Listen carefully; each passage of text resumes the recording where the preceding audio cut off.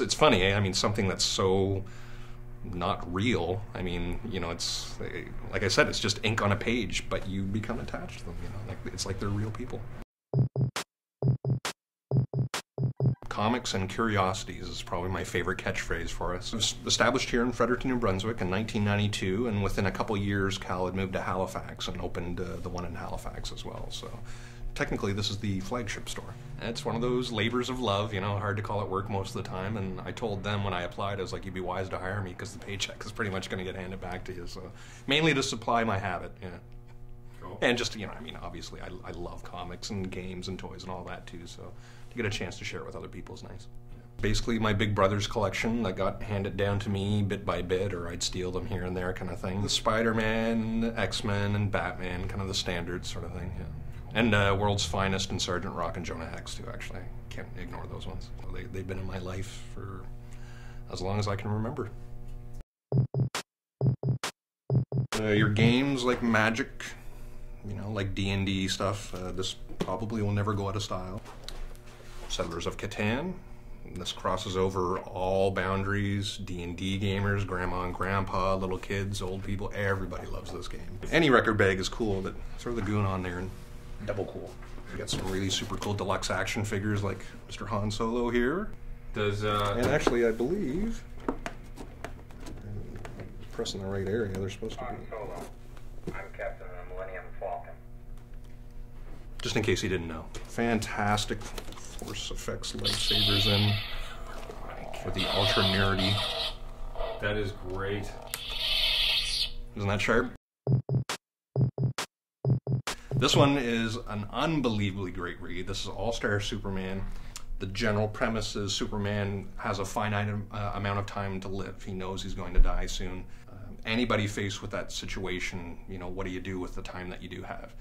Now imagine you can do almost anything. Then what do you do with the time you have left, right? This is Hark, a Vagrant from Kate Beaton, and she discovered that she didn't want to work in museums, so she started doodling comics, and it turns out she's really good at it. If you want to laugh and maybe even learn a little bit, because that was the thing with her first book, a few of the jokes I didn't get, I found myself researching. So while you're laughing, you may be learning a little, and I can't recommend this one enough either. And grab it soon, because they'll probably go out of print just like Never Learn Anything from History. They sold out really quick, and I'm guessing this will probably happen with this too. It wasn't that long ago there really weren't any comics being made for kids. I mean, there are rare exceptions like Bone, which is a fantastic all-ages read, but we're seeing more and more product being made for them. You know, I don't know if it would be like somewhere around the 70s, well into the, like, you know, the 90s, that it really became a very inclusive, small sort of club, and probably the direct market comic shops had a lot to do with that, because, you know, most of the time only the hardcore fans knew where the store was, or somebody who was new to it would come into the store and wouldn't feel very welcome, that kind of thing. So, you know, thankfully those things have changed a lot in recent years, and I think we're seeing that expansion, you know. Sure, yeah, it's actually an international event. It's not something that we created, it's just something that we take part in, and everybody in the industry, from the publishers to the stores, we all sort of take a cut just to get some comics out into the hands of people to try out, whether you be a regular customer who wants to try some new titles out, you know, free of charge with no risk, or if you're a brand new reader and you just want to see what's going on. So it's a great way to test the waters. Cool. Yeah. Walk in with $10 in your pocket, leave with an armload of comics and $10 in your pocket. Darwin Cook and Steve McNiven, two really popular and award-winning artists for Marvel and DC.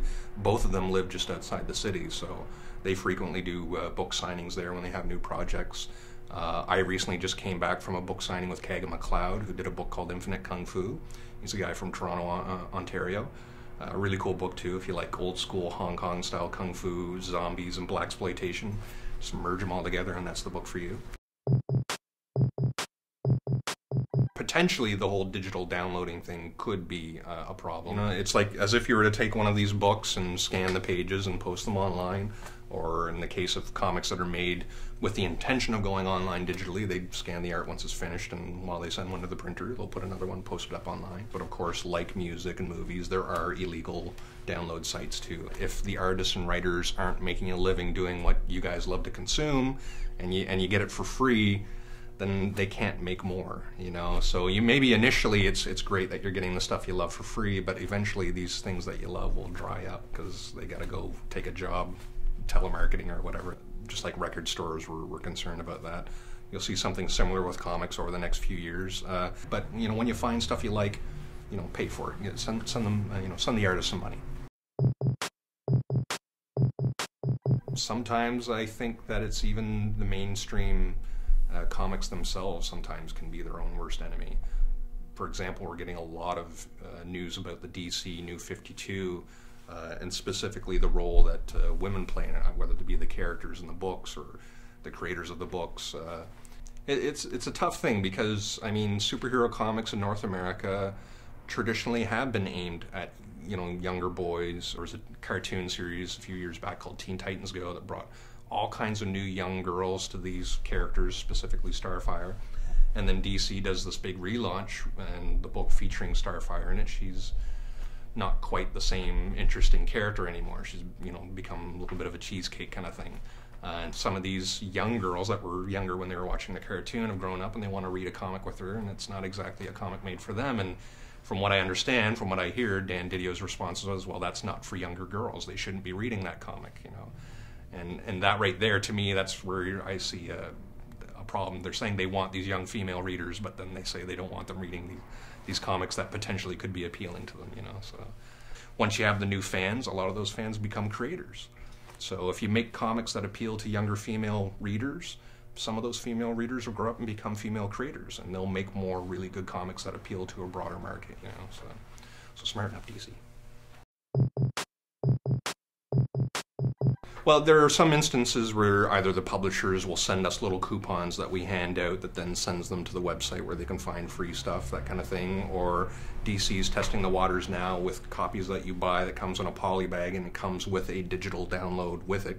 As a retailer, there are concerns about that you're saying, now that you bought this here, go buy it somewhere else kind of thing. Then there's the whole issue, too, of, like, in a lot of cases when you download this stuff, you don't actually own it. It's kind of a leasing issue where you could wake up one day and the comics that you downloaded aren't there on your machine anymore, and the company was just within every right to remove it, kind of thing.